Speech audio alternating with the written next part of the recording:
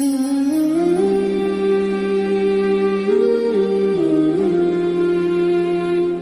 تیسری غلطی جو چھٹیوں میں ہوتی ہے، کون بتائے گا کیا ہوتی ہے؟ موبائل کا بے جا استعمال کرنا۔ قرآن پڑھنے والے بچے کے لیے موبائل ضرورت کے تحت بھی استعمال کرنا میں کہتا ہوں ناجائز ہے۔ اس کو ضرورت ہی نہیں ہے موبائل استعمال کرنے کی، قرآن پڑھنے والا بچہ۔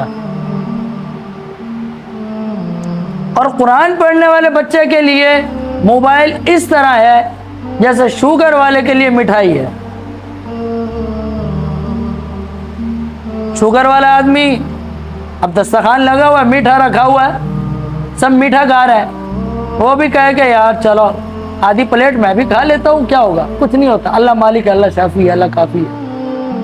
اور وہ میٹھا کھائے گا تو وہ میٹھا اس کو فائدہ دے گا یا نقصان؟ ہمارے قرآن پڑھنے والے بچوں کے لیے موبائل ایسے ہی ہے۔ وہ بولتے ہیں ابو چلا رہے ہیں، امی چلا رہے ہیں، بھائی چلا رہے ہیں، میں بھی چلا لوں گا تو کیا ہوگا؟ چھٹی تو ہے بھائی، 3 مہینے میں موبائل نہیں چلاتا، آج چلا لوں گا، تھوڑا سا ڈرامہ دیکھ لوں گا، تھوڑی سی فلم دیکھ لوں گا، شارٹ کلپ دیکھ لوں گا، کیا ہو جائے گا؟ جب وہ ہوگا یہ کہ جب وہ پڑھنے آئے گا، جو اندر ایک نور ہے قرآن کا، جو ایک روشنی ہے، وہ اس کے دل سے نکل چکی ہوگی۔ گناہ نحوست ہے اور نیکی روشنی ہے۔ گناہ نحوست ہے اور نیکی روشنی ہے۔ جو شخص روشنی کی طرف بڑھتا چلا جاتا ہے تو وہ کامیاب ہوتا چلا جاتا ہے، اور جو شخص اندھیرے میں چلا جائے تو وہ ناکامی کی طرف جا رہا ہے، اس کو کہیں نہ کہیں سے نقصان مل جائے گا۔ اس کو سانپ کاٹ لے گا، بچھو کاٹ لے گا، اندھیرے میں تو یہی چیزیں ہوتی ہیں۔ ڈاکو پکڑ لے گا تو گولی مار سکتا ہے، کوئی کیا نقصان، کوئی نہ کوئی نقصان کا تو اس کو خطرہ ہے۔ تو نیکی روشنی ہے اور گناہ نحوست ہے۔ تو قرآن پڑھنے والے بچے کے لیے موبائل اس طرح ہے، یہ محسوس نہیں ہوتا، ہمیں لگ رہا ہوتا کچھ بھی نہیں ہے، وہ ویڈیو ہی تو دیکھ رہے ہیں، فنی ویڈیو ہی دیکھ رہے ہیں، کیا ہو رہا ہے؟ لیکن اس میں آہستہ آہستہ آپ نے جو محنت کی ہوتی ہے نیکیوں کے اعتبار سے، اور وہ جو ایک روشنی آپ کے سینے میں ہوتی ہے، وہ اس گناہ کی وجہ سے آہستہ آہستہ نکل جاتی ہے۔ حتیٰ کہ ایک عالم دین سے میں نے سنا، اگر کسی کو موبائل استعمال کرنے کے لیے ضرورت پڑ رہی ہے، فیس بک چلا رہا ہے اور یوٹیوب چلا رہا ہے، تو وہ 100% کوشش کرے فیس بک، یوٹیوب، سوشل میڈیا چلاتے ہوئے اپنے ساتھ کسی کو بٹھائے۔ کیوں بٹھائے؟ کہیں ایسا نہ ہو کہ وہ گناہ کی طرف جائے، تو تنہائی میں تو شیطان فوراً پکڑتا ہے، تو کوئی ساتھ بیٹھا ہوگا تو شرمندگی کی وجہ سے وہ گناہ کی طرف نہیں جائے گا اور وہ گناہ سے محفوظ ہو جائے گا۔ آج تو ہمارا کیا حال ہے، ہم موبائل دیکھ رہے ہوتے ہیں نا، کوئی آ کے بیٹھے، کیا ہوا، کیوں دیکھ رہے ہو؟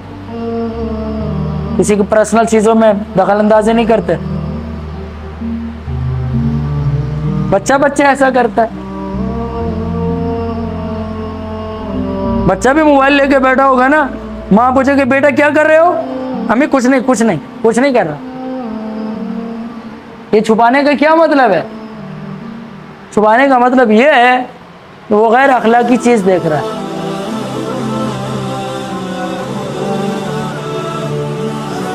موبائل کا اس سے بھی بڑا نقصان آپ بچوں کے لیے یہ ہے کہ یہ کم عمری میں آپ لوگوں کو چشمے کیوں لگ گئے؟ میں یہ کہہ رہا تھا کہ یہ کم عمری میں آپ لوگوں کو چشمے کیوں لگ گئے؟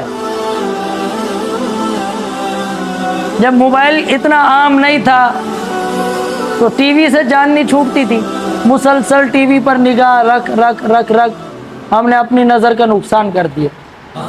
اب موبائل آ گیا اب تو اکثریت بچوں کی نگاہ کمزور ہے، اکثریت کی.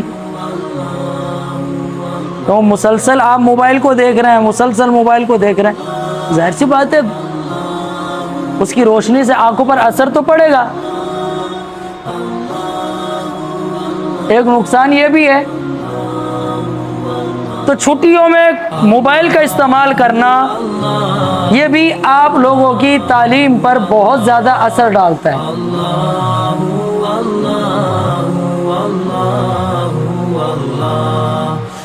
تو بھائی چھٹیوں میں بھی موبائل کا استعمال نہ کریں. اب گیم وہ کرکٹ کھیل لو، اب تو روڈ بن گیا، مارو چوکے چھکے، کرکٹ کھیلو.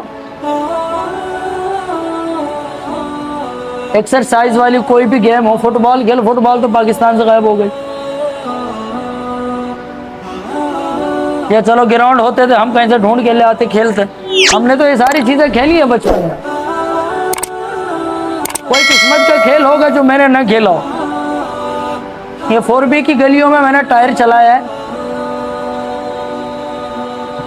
ڈنڈی ہاتھ میں لیتے تھے، موٹر سائیکل کا ٹائر سائیکل کا بھی چلایا ہے جو میرے قد سے بھی بڑا ہوتا تھا.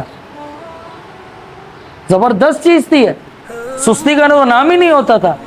اب یقین جانو حفظ کے زمانے میں بیماری نہیں ہوا. میں نے آپ کو کئی دفعہ بتایا، ہوتا بھی تھا تو مجھے پتہ نہیں ہوتا تھا کہ میں آج بیمار ہوں. ہاں کوئی بتاتے تھے یار آپ کو تو بخار لگ رہا ہے، پھر تو ہو جاتا تھا. لیکن اکثریت میرا ایسا بچپن کا وقت گزرا ہے کہ بیماری نہیں ہوتی تھی. جمعہ والے دن سارا دن یہی کام ہوتا تھا.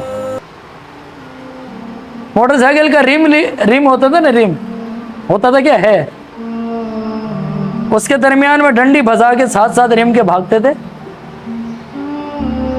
جتنی ریم کی اسپیڈ بڑھتی تھی اتنی ہماری بڑھتی تھی. یہ کھیل کھیلا ہے. گاؤں میں گلی ڈنڈا کھیلا ہے، کئیوں کے سر پھاڑے، آنکھ پھوڑی ہے. وہ تو اچھا زمانہ تھا کہ اس وقت والدین کچھ کہتے نہیں تھے. اچھا کوئی بات نہیں، بچے ہیں کھیل رہے ہیں، کیا ہوا. اب تو توبہ توبہ، سارا خون کا ایک قطرہ کے ایک نشان نہ نظر آئے. ایسا لگا جب پاکستان انڈیا کی جنگ لگ گئی. ایسے والدین آنکھ نکال لیتے. کرکٹ کھیلیے آپ کے بسم اللہ ٹاؤن میں، خوب کھیلیے، لکڑی سے کھیلیے، بیٹ سے کھیلیے، مارم پٹی کھیلیے. یہ اسی گلی کے اندر ہم نے وہ پٹو گرام ہوتا تھا وہ کھیلا ہے. ساری ایکسرسائز والی کھیلیں، اسو پنجو ہار کبوتر ڈھولی کھیلیں. جب باہر جانے کا کوئی چانس نہیں بنتا تھا، کوئی دوست نہیں مل رہے تھے، رات کو بیٹھ کے گھر میں اپنے بھی ہاتھ لال کروائے، مار کھا کے دوسروں کے بھی لال کیے.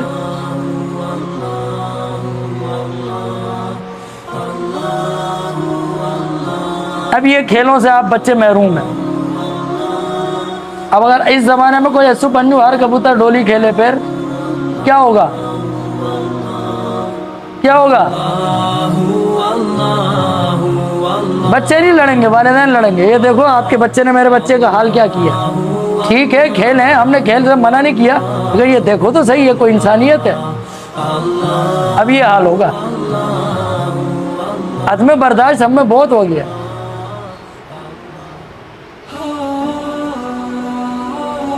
اب یقین جانو ہم جب یہ اسو پنجوار کبوتر ڈولی کھیلتے تھے نا تو مار کھا کھا کے نا وہ رونا آ جاتا تھا، آنسو نکلتے تھے.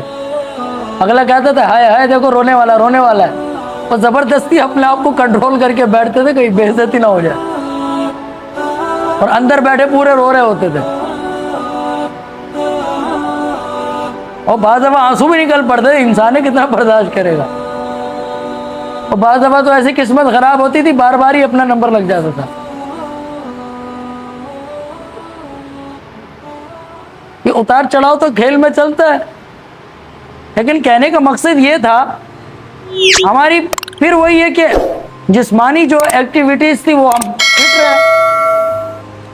یہ موبائل نہیں تھے، ٹی وی عام نہیں تھا، ہماری آنکھیں بھی محفوظ رہیں.